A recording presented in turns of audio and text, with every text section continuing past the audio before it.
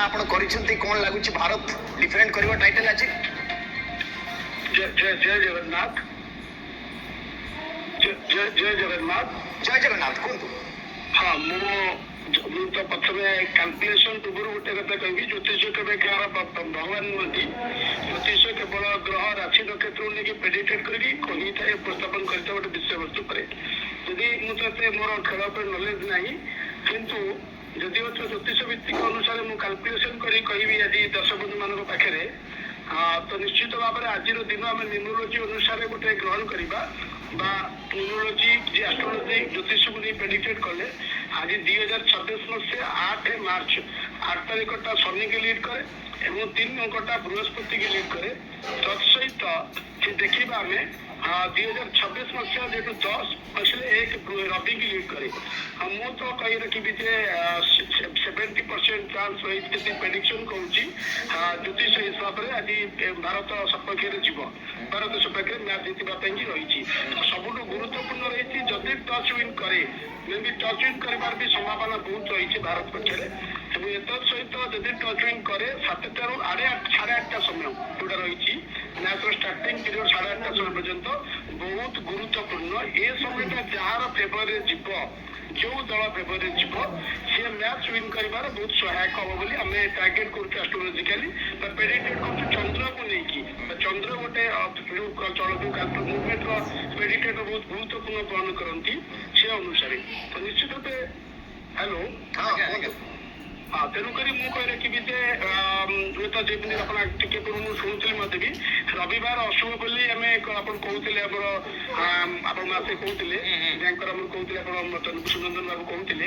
ତ ନିଶ୍ଚିତ ଭାବରେ ମୁଁ କହିଲି ସେଟା ନୁହେଁ, ରବିବାର ହିଷ୍ଟ୍ରିକୁ ଦେଖିକି କହୁଛୁ ଡକ୍ଟର ଜିତ ମହାପାତ୍ର, କାରଣ ପୂର୍ବରୁ ଆମେ ଦେଖିଛୁ ଯେ ଆଇସିସି ନକଆଉଟ ବା ଟୁର୍ଣ୍ଣାମେଣ୍ଟର ଫାଇନାଲ ମ୍ୟାଚ୍ ଯେତେ ଗୁଡେ ମ୍ୟାଚ୍, ମୁଁ ଆପଣଙ୍କୁ ଲିଷ୍ଟ ମଧ୍ୟ କହିବି ଯେ ଯେତେ ଗୁଡେ ମ୍ୟାଚ୍ ଭାରତ ରବିବାର ଖେଳିଛି। କାରଣ ଦେଖନ୍ତୁ ଆମେ ପ୍ରଥମେ 1983 ଜିତିଥିଲୁ ବିଶ୍ୱକପ୍, ସେଦିନ ଶନିବାର ରହିଥିଲା ଏବଂ 2003ରେ ଆମେ ବିଶ୍ୱକପ୍ ଫାଇନାଲ ଖେଳିଲୁ, ସେଦିନ ରବିବାର ରହିଥିଲା, ଆମେ ହାରିଲୁ। 2007 ଖେଳିଥିଲୁ, ସେଦିନ ସୋମବାର ରହିଥିଲା। ଦେଖିକି କହୁଛନ୍ତି, ମୁଁ ଆପଣଙ୍କୁ କହୁନି ପୂର୍ବ ରେକର୍ଡ ରବିବାରରେ ବହୁତ ଖରାପ ହେଇଛି ଭାରତ ପାଇଁ, ମୁଁ ତାହା ବି ଆପଣ ଜାଣୁଛି ଆଜ୍ଞା, କିନ୍ତୁ ଆଜିର ରବିବାର ବି ଖରାପ ହବ ତାହା ମୁଁ କେବେ ପ୍ରେଡିକ୍ଟ କରିବି ନାହିଁ। ତାହେଲେ ଆପଣ କହୁଛନ୍ତି ଯେ ଆଜି ଗୋଟେ ନୂଆ ହିଷ୍ଟ୍ରି ତିଆରି ହବ, ଗୋଟେ ହିଷ୍ଟ୍ରି ଲେଖା ହବ, ଗୋଟେ ନୂଆ ହିଷ୍ଟ୍ରି ଲେଖା ହବ।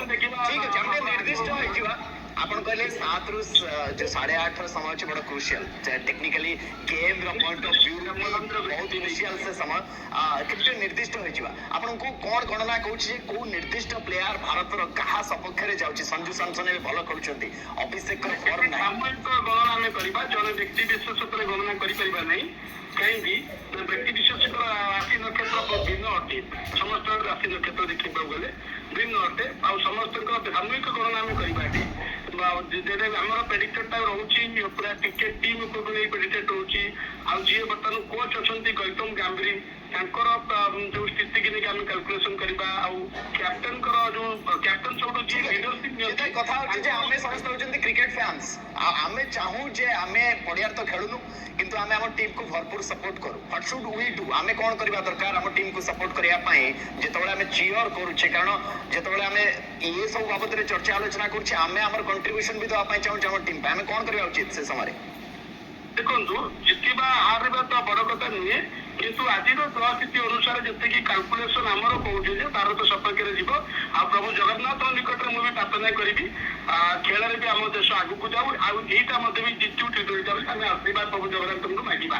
ଡକ୍ଟର ମହାପାତ୍ର, ସବୁଠୁ ବଡ କଥା ଯେ ଆଷ୍ଟ୍ରୋଲୋଜିକୁ ଆଜି ଆମେ ମ୍ୟାଚ୍ ସହିତ ଏଥିପାଇଁ ଲିଙ୍କ କରିଛୁ, କାରଣ ବର୍ତ୍ତମାନ ସମୟରେ ଆପଣ ସୋସିଆଲ ମିଡିଆ ଦେଖନ୍ତୁ, ପୁରା ଦେଶରେ ଅହମ୍ମଦାବାଦର ଷ୍ଟାଡିୟମକୁ ନେଇକି ଶୁଭ ଅଶୁଭର ଗୋଟେ ତର୍କ ବିତର୍କ ଚାଲିଛି।